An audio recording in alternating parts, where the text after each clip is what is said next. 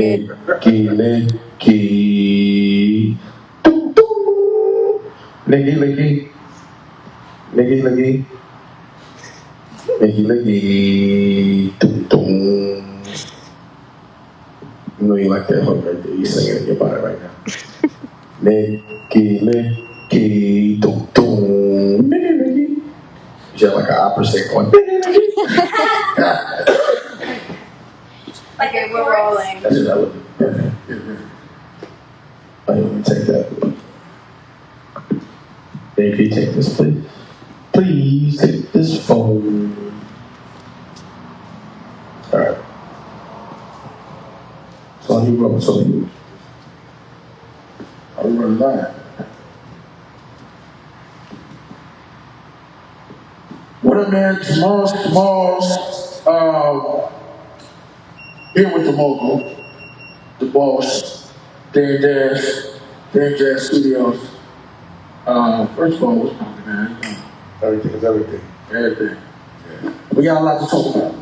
A lot of, first of all, you was one of the first people to make me sit up straight in class, pay attention.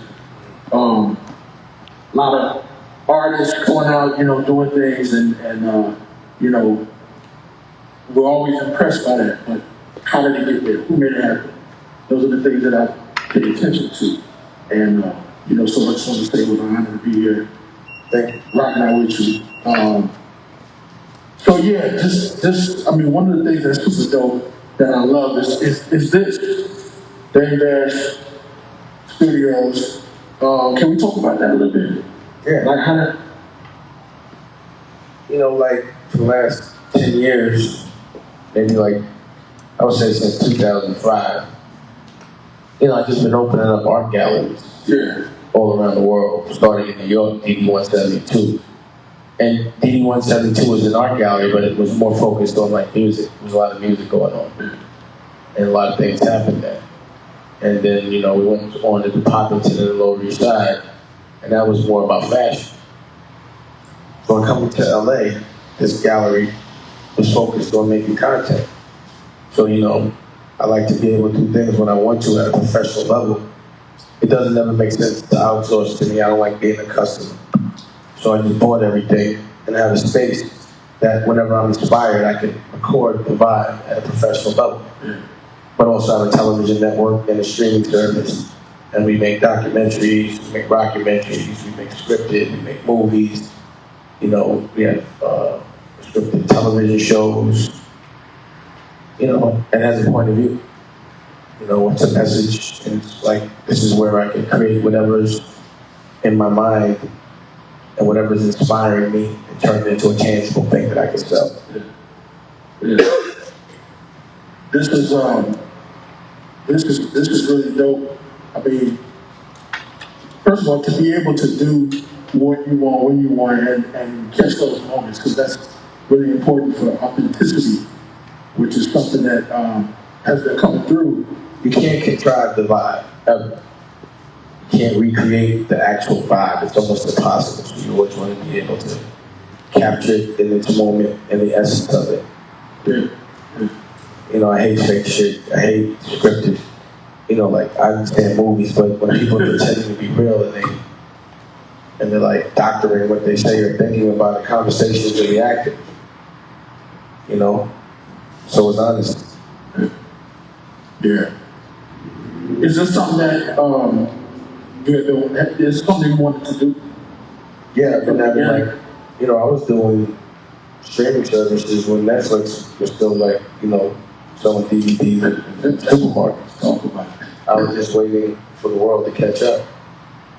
But that's what I do a lot. I wait for the world to catch up, and it's hard for me to play with anybody because I just don't feel like I want to play by the games and the rules that most do, that the masses do, because those games and those rules are meant to control you, and I'm about freedom. Which brings us to the Black Gun. Yeah. Super dope, and a form of expression. 100. Form of therapy for me. Form of therapy. Yeah, talk about that, man. You made a song which is so crazy because it's so relevant. Not just today, but just what happens in the industry, period. You know. Well, fuck you, baby. Right, basically. Yeah. You know, because when they be like, fuck you, I'm gonna rob you, you gotta be like, nah, fuck you, you gonna pay me. With that much unapologeticness. Yeah. People will try to rob you if you let them. And they do a lot of bluffing, making people think that they're tougher than they are when they are not. Sometimes when you're not about that action, if you step into the wrong realm, you will get exposed. So you should watch who you fight. Because you might come across a real one. Which speaks to their authenticity, you know. Man, talk about that. NFTs have become like a recent wave, and for whatever reason, you know, this has been a conversation that you've been involved with this your percentage of Rockefeller Records. Whether, I mean, you could just tell us about, you know, your perspective on how that came up, like, and why. I mean, you know, I feel like my actions are going to speak way louder than my words. But no one's going to rob me. No one's going to pretend I'm doing something I'm not doing. No one's going to call me a thief when I'm not. No one's going to pretend that the CEO of a company when I'm the CEO of the company, always will be, never step down. And no one's going to stop me from making my money, even though it might hurt their feelings to see me get money. And that's really all I can say about that. But I ain't going to just talk about it. We're in front of the court. We're in front of a judge now. So you can read about it. You know, but the fuckery got to stop. And, you know, culturally, us accusing each other of things we're not doing to make each other look good or look bad, that's the type of shit that ruins us. To empower another man from another culture, to speak to your culture in a fucked up way about a company that you own, it's just not good business for the culture. And at another level, why is a fucking billionaire supposedly fucking suing someone that's supposed to be broke? None of that shit adds up. But that's how I feel. Yeah. Can you bring me my drink, please? Thank you, I'm sorry.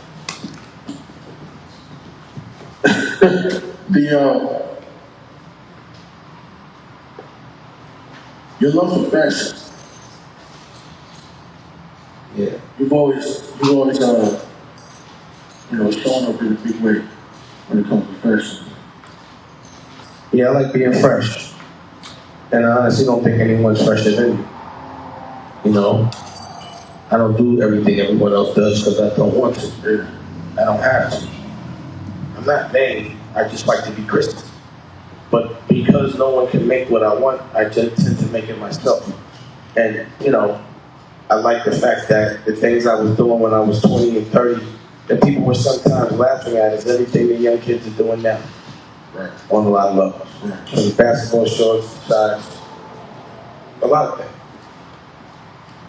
But if you look back at the old pictures, you look at the receipts, I was wearing the basketball shorts and nobody else was. The socks was longer. You know? I had the gazelles on, and the Russian hats, and the ski hats. But everybody was telling me I was bugging. They was laughing at me, calling me Urkel and all that.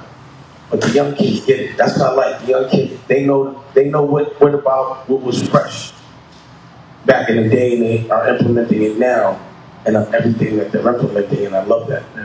But having the ability to make it and manufacture it, distribute it is an art within itself.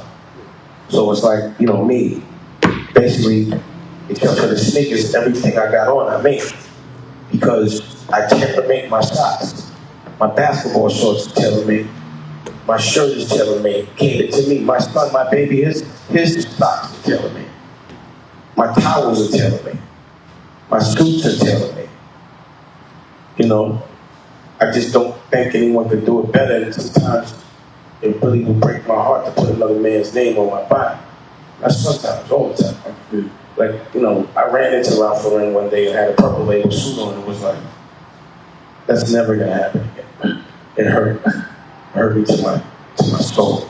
Purple label suit. Because I know I'm the coolest thing in the party and the freshest. How am I think I'm the freshest? Like, if some kid walked in thinking he's fresh to me wearing my name, I'd be like, bro, I made you fresh. Sit down. And he could do that. He could have stunned it on me, but he didn't. But I stunned it on myself and it was like, nah, I can't even picture that ever happening again. I got a bunch of big purple label suits that never got worn again. It's just hilarious. What do you say to the younger generation that wants to do what you're doing as far as, fashion lines, creating things themselves, their own connections? For me, I don't really have any expectation of people wanting to be the conqueror that I am. Like, I'm about that action. I like war. I am a disruptor. Like, I'm an industry conqueror. When I come in the industry, I change it completely. You know what I mean? I change the trajectory of that industry forever. I did it in music. I did it in fashion. I'm doing it now with content. That's a fight. Even with NFTs.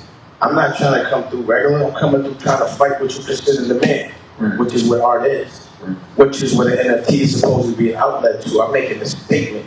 I'm about to do something that's going to disrupt the industry. No one ever sold a piece of a company with an NFT. You understand what I'm saying? Niggas accuse me of minting something. If I minted this shit, it'd be on the blockchain already. Right. I did not mint anything. But I'm still disrupting. Right. I'm making sure that everybody now that wasn't talking about NFTs is like, oh shit, because only 91%, only 9% of the world even knows about this shit. Yeah. So now I'm gonna make sure my coaches don't miss it by making an example out of somebody. Right. And I can't believe who it is. But when I come in the industry, I'll be like, who is it I'm gonna catch a record on? So they know this is my block right now. I can't believe who it turns out to be. But so be it. If I got to conquer this industry by using you as an example of what I'm about, what life I'm about, win or lose in the court, I'm going to win. Because I'm going to fight for what I believe in and the truth. So that's the way I approach everything. I don't know if everybody wants to do that. You see, I come in calling niggas out. And not my own culture. I call them out. They oppress us. They program us to fight each other. Where I be like, nah, I'm palming on them. And then my own culture be trying to ice me out because they're like, yo, you messing with masters. Nah, nigga. We master. And that's what we have to understand. Once you know your self-worth and you find your dream, it was just something you would do for free. So you should do it so much because you love it that you're the best at it. And it never feels like work. And then you figure out how to package that shit up, distribute it to the masses and get that money. But don't think it's going to be easy. It's about grinding. And it's about protecting your territory. Because this is the real game. Like, motherfuckers really play dirty, as y'all see. Like, niggas play stink dirty. They'll lie in your name, call you thief and all that just to fuck your money up. People that you grew up with. Now think about that. That's the real world. That's the big leagues. Motherfuckers ain't shit for this money. Where I am. And also, it's hard to play with cheaters when you play fair. So then that means you just gotta be real good, real right about what you do. You understand what I'm saying? So, not everybody's about that life, but don't fit in, don't try to be like anybody else. You don't want to become atmosphere. How do you stand out if you being like everybody else? Nigga, if you don't make the rules, you gotta abide by them. Nigga, make the rules. But make some good films. Hard to fight when you playing fair. Man. that's a big one. That's a big one. And, I'm gonna say for me, I'm a student. I'm learning, and that's huge. That's why I'm very transparent. Yeah. That's why I like a public fight. I want everybody to learn from what's going on. Yeah. But I ain't gonna say to do something I'm not doing myself. Yeah. The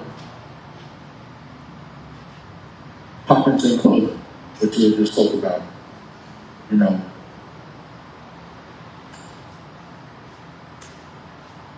when you are about to make your own clothing, because like you said, it needs to hit your standard. It needs to be what you want. When you're about to actually make that, what standards do you put on yourself? What is that when you get ready to make it? Like, how do you want to see it? How do you want to position it? It's the way I'm gonna wear it. I just make what I want to wear. Like this. Yeah. I want a plain black white tee, so, with the DD, got the French guy joint with the socks, got my dog with me. Yeah. So I was gonna make that. You know what I'm saying? Right. I'm gonna make that, and it's based on real shit. It's based on my dog, who plays fetch. Any second that you want, he's a fetch guy. Right. So it's really about stuff. Yeah. It's about part. It's my point of view. Like nobody gonna make nothing about my dog but me. I love my dog. I was watching the interview, and you mentioned that ladies. Well, it wasn't an interview. It was actually your release interview, or opening or something. And you mentioned that you got ladies running it. Pretty much everything you do. Talk about that, like the importance of that, and your perspective on it. Well, on a logical level, thinking, man, so I'm like, what's God? You think about that a lot. Yeah. You know what you're told God is, but you can't believe what you're told, especially because it was telling it to you. And I'm like, God is the creator of life. Correct? Okay. And the only thing I know that creates life on this planet is a woman. A woman has to be God. And you look at what a woman's job is to do, is to create life, raise life, but without the physical muscle, because of testosterone, go nuts. They do it with their brain and their emotions. So I could see how someone could have tried to take that narrative physically. But, generally speaking, men are insecure, and men hate to see another man win. They're competitive by nature. I just don't trust men. They're not happy when you win. But they're so mad that, their girlfriend likes you. They really hate to see you win because it jeopardizes so major their existence. It makes them very insecure. And then they start doing a lot of pump shit. And no one has time to be playing chess with a dude and spending that much time thinking about a dude. I'm going to spend that time worrying about anything. It's going to be a woman. I enjoy it way better. So, I like the environment better. I like the vibe better. And I feel safe. Yeah. Well, I mean, it's working. Well. Dudes generally are stupid. I do a lot of stupid shit, as you see. Like when you be thinking, like, why would they do that? Like, what the fuck? Because they're a dude. Somebody else fuck with dudes. Just because of this very reason. You can help a nigga, put a nigga on everything, fight for his family, and they still gonna be mad when you get money.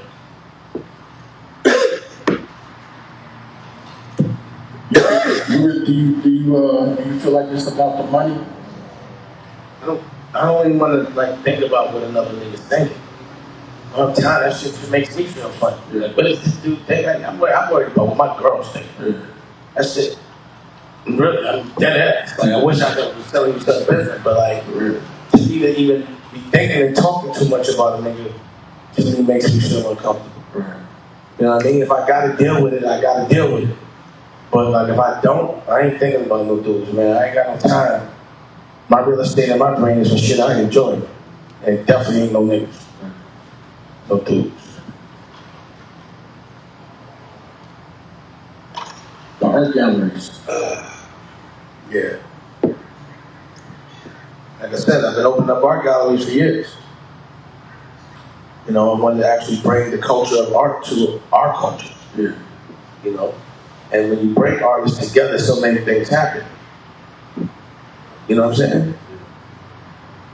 Like, Like, you get somebody that does music with someone that paints, with someone that makes movies, and you've created something very interesting. A vibe. A crazy vibe. A vibe, Yeah. which can be captured so many ways. In 360 kind of a way, actually. Right. Yeah. Yeah, the art gallery, the actual art, it's another form of expression. And I personally am intrigued by it, inspired by it. And so, that was definitely one of the things that,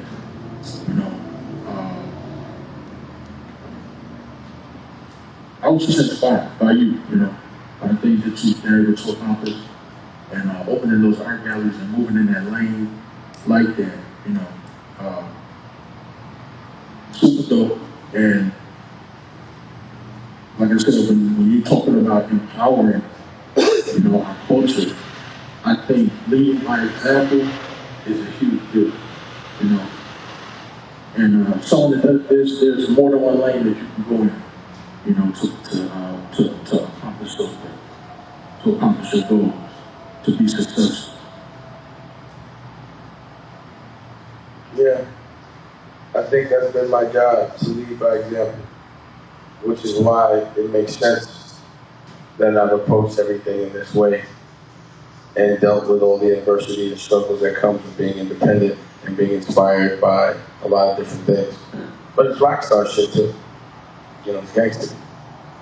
Billy Powell, Pop star. Billy Powell. How was that born? I'm loving it. Billy Pablo III comes out whenever he feels like it, and when he feels like it, he shows you what a real rock star he is. Yeah. Some real punk rock shit. Unapologetic, free, having mad fun, taking some gangsters, punch you in your chest, rock and roll. Rock and roll, the misconception is that it's theirs. Shit is ours. Speak on it. It's aggressive blues.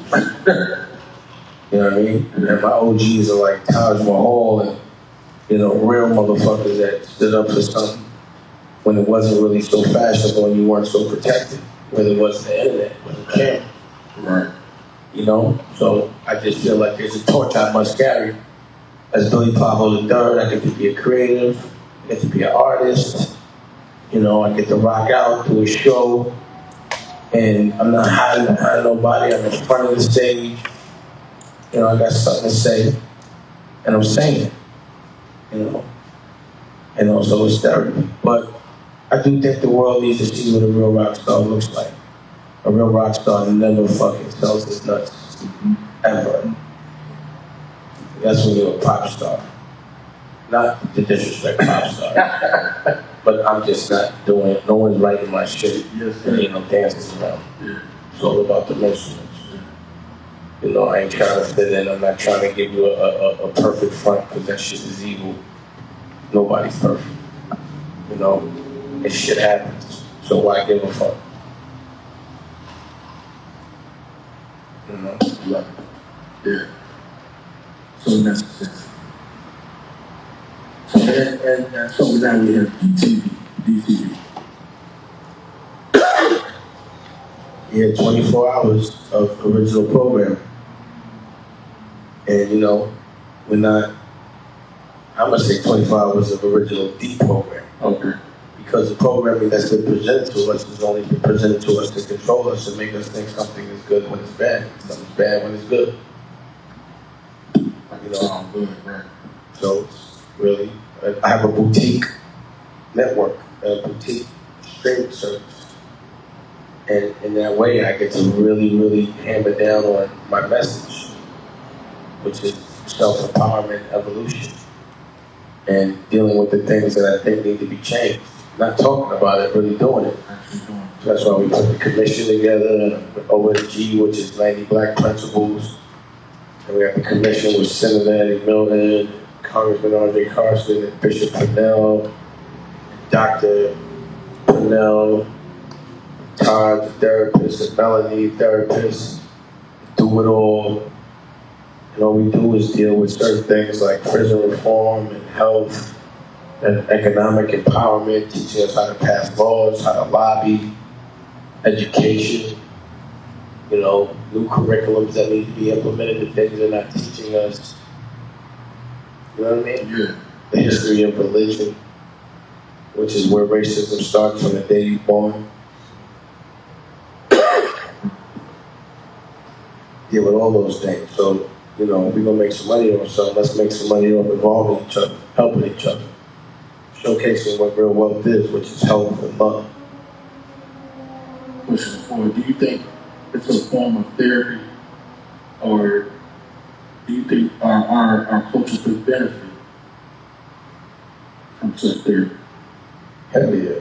All of us, being black, you get a lot of unrecognized trauma.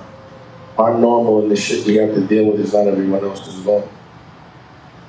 But we think it is, and it really fucks with the trajectory of the way we deal with things in the future. So having to be worried about the police, calling, God, or a European interpretation of the name, thinking God is white, which is put in your face, thinking you're supposed to have a 9 to 5,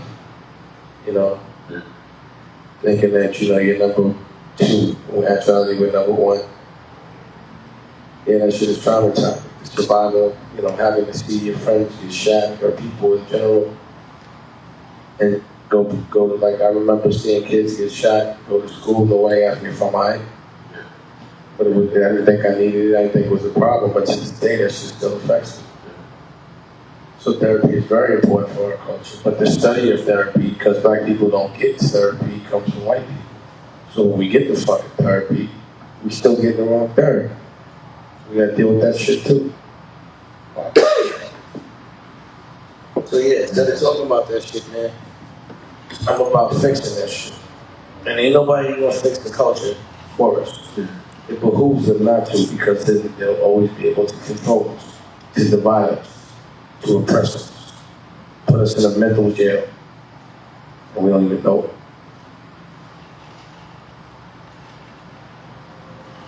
Man. Well, yeah. The Dash Studios, DTV, taking control and being able to support and evolve our culture, each other, they salute on that. It's so necessary, and if nobody else did it, I'm saying it.